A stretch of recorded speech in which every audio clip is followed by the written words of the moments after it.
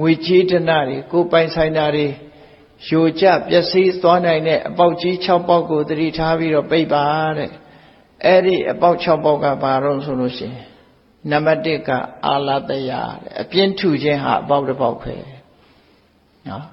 အပြင်းထူပြီဆိုလို့ရှိရင်ရှာထားတဲ့ဇီဝဥစ္စာပျက်စီးတာပဲလေကိုယ်တိုင်ခုနပြောတာလို့ကိုယ်တိုင်လုပ်ရမယ့်အလုပ်ကိုမလုပ်ဘူးအပြင်းထူတယ်တဆင့်ခိုင်းတယ်ကိုယ်တိုင်ကြည့်ရမှမကြည့်ဘူးအပြင်းထူတယ်တဆင့်ခိုင်းတယ်အဲ့ဒါလို့အပြင်းထူပြီဆိုလို့ရှိရင်လည်းပဲဒါဇီဝဥစ္စာအဲ့ဒီလိုလူပြင်းမှာဒီဇီဝဥစ္စာမရှိဘူးလို့ဆိုလို့တယ်ယိုကျနိုင်တယ်ပျက်စီးနိုင်တယ်ဘလောက်ချမ်းသာအပြင်းထူတဲ့လူရဲ့လက်ထဲမှာဇီဝဥစ္စာဆိုတာကြာရှည်မတည်ဘူးလို့သူတို့ဆိုတယ်နောက်တစ်ခုကဘာတော့ဆိုပမာဒေါ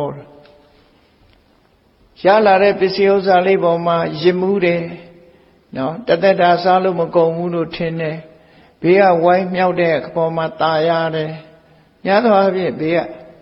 ဆရာနဲ့ခေါ်ရင်လည်းပဲနော်ခြေနှက်ကြတာလေအန်တီတို့အန်ကယ်တို့ဆိုလဲခြေနှက်ကြတာပေါ့အဲ့လိုဝိုင်းမြောက်ပြီးတော့ဒီပေါ်မှာရစ်မှုနေပြီဆိုလို့ရှိရင်တော့အဲ့ဒါပမာဒလို့ခေါ်တယ်အဲ့ဒီရစ်မှုနေခြင်းဟာလည်းပဲစီဝဥစ္စာမတည်တဲ့အပေါက်တစ်ခုပဲဖြစ်တယ်ယိုကျပျက်စီးသွားမှာပဲဖြစ်တယ်နောက်တစ်ခုကအနုဋ္ဌာဏတက်ကြွကြိုးစားမှုမရှိတာတက်ကြွတက်ကြွမှုမရှိဘူးစီဝဥစ္စာနဲ့ပတ်သက်ပြီးထိမ့်သိမ့်တဲ့နေရာအလေလွတ်မရှိအောင်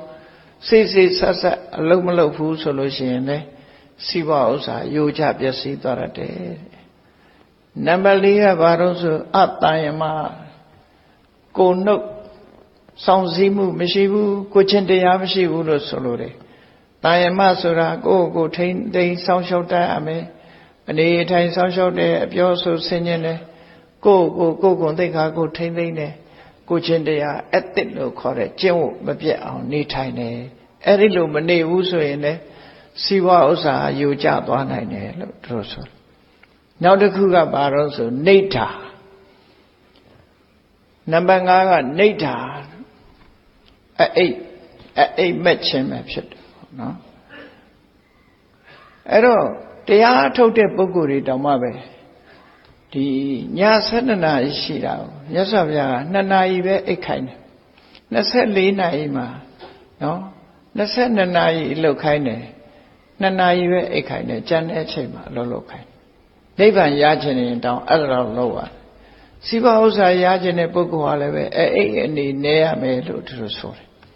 အဲ့အနေနဲ့ရဒီထဲမှာစင်ကာပူနိုင်ငံဆိုတာကိုကြည့်ကြည့်လိုက်စင်ကာပူနိုင်ငံချမ်းသာတာအလကားချမ်းသာတာမဟုတ်ဘူးသူဘယ်လောက်လုပ်ရတယ်ဆိုတာစဉ်းစားကြည့်စင်ကာပူနိုင်ငံကတကယ်ကတော့သူ့ရဲ့အချိန်ဟာအခုပြောင်းထားတဲ့အချိန်ဟာဟောင်ကောင်အချိန်ကိုချိတ်ဆက်ထားတာတကယ်ကသူ့အချိန်မဟုတ်ဟောင်ကောင်အချိန်ကိုသူကနောက်မကျအောင်လို့ချိတ်ဆက်လိုက်ပြီးတော့ဟောင်ကောင်အချိန်တိုင်းယူထားတာဘာကြောင့်ဟောင်ကောင်ကိုချိတ်ဆက်လဲဆိုရင်ဟောင်ကောင်ကတကမ္ဘာလုံးနဲ့ချိတ်ဆက်တာဖြစ်တယ်ဟောင်ကောင်အချိန်တိုင်းချိတ်ဆက်တကယ်ကတော့ဟောင်ကောင်နဲ့သူနဲ့တခြားစီနော်အဲ့ဒီဟောင်ကောင်အချိန်ကိုယူပြီးတော့စင်ကာပူကလူတွေကြည့်မနေ့ဆိုစောကြီးအလုံးလုံးချညဆိုလဲလုံးလုံးချအဲ့ဒီလိုကြိုးစားသည့်အတွက်ကြောင့်ကြီးပွားတာတမ္မာအဖြစ်ကြီးပွားတာမဟုတ်ဗမာပြည်ကလူတွေကတော့ဘယ်နှစ်နှစ်အတွင်းစင်ကာပူကြော်တက်ရမယ်ဘယ်သူကကြော်မယ်တော့မသိဘူး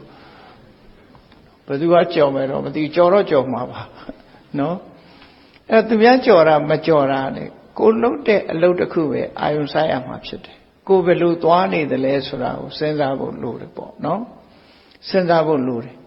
အဲ့သူတို့ကဘယ်လိုလုပ်တယ်လဲဆိုတာဒီတစ်ခုတည်းနဲ့တင်ကြည့်ဘယ်လောက်ကြိုးစားတယ်ဆိုတော့ဒါနဲ့ကြည့်အချိန်ဟာဘယ်လောက်စောထားလိုက်တယ်ဆိုတာကြည့်သူတို့အချိန်မဟုတ်ဘူးအစောကြီးထားတယ်အလုပ်တစ်ခုလုံးအဲ့တော့ကြိုးစားတယ်ဆိုတဲ့အဓိပ္ပာယ်အမတန်အဲ့တွေကိုလျှော့လိုက်တဲ့သဘောပဲအိပ်ပြီးအချိန်ဖြုံးနေမယ်စားအလုံးလုံးနေတယ်ကဘာမှာနော်တခြားနိုးထားနေတဲ့အိမ်နေနဲ့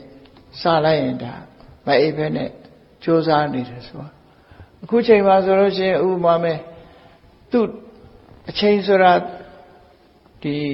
သူ သူဒေသနဲ့သူအချိန်တွေကကွဲပြားခြားနားနေတယ်ပေါ့နော်အခုချိန်မှာဆိုလို့ရှိရင်ဂျပန်မှာဆိုလို့ရှိရင်ညအိတ်ဆက်နေတဲ့အချိန်ရောက်သွားပြီဗမာပြည်လူတွေအခုတရားနာနေတယ်